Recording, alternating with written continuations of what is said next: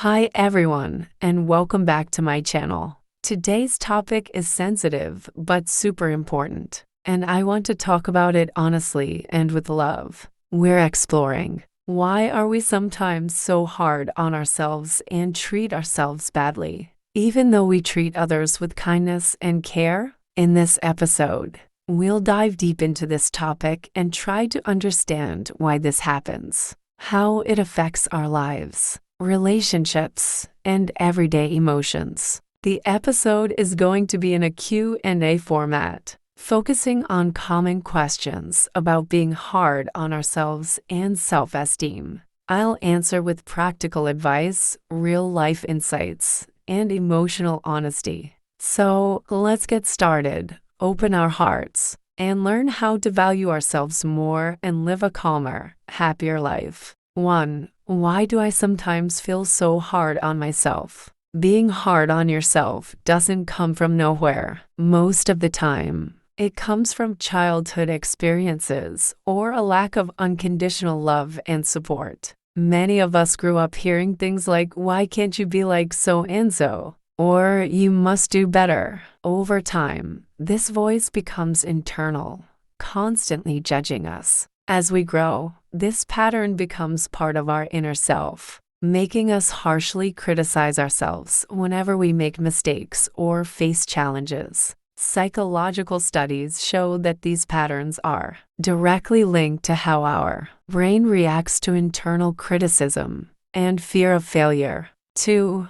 Does being hard on myself mean I'm weak? No, not at all. Some people who are hard on themselves actually have high ethics and discipline. The problem starts when strictness turns into mental obsession, judging every little mistake and drowning in regret instead of learning. This is linked to deep inner anxiety, not weakness. Sometimes, people fear failure or even success and see every mistake as a huge disaster. 3. What does childhood have to do with this? Our early relationships create an internal map of how we should treat ourselves. If we grew up in an environment with constant criticism or conditional love, our brains learned that love equals achievement. These memories stick and show up as an internal voice that judges us harshly whenever we feel like we're not enough. 4. What's the difference between being hard on yourself and self-esteem?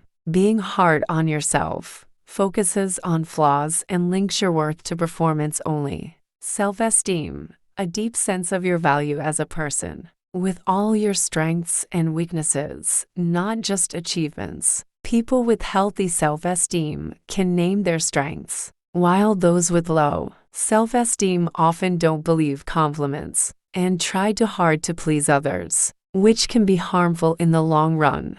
5. Can I really change? Yes, absolutely. Self-esteem isn't fixed. It's a process that changes over time with awareness and practice. Psychological studies show that people who practice self-compassion get better results than those who only focus on perfectionism, and they are less likely to compare themselves to others. They also learn from mistakes instead of drowning in self-blame. 6. Why does social media affect self-esteem? Social media often shows a perfect version of life, different from reality. Comparing our lives to those images makes our brains feel lacking. Studies link heavy social media use to lower self-esteem, anxiety, and depression. Taking a break allows us to focus on our real life, achievements, and personal growth without constant comparison. 7.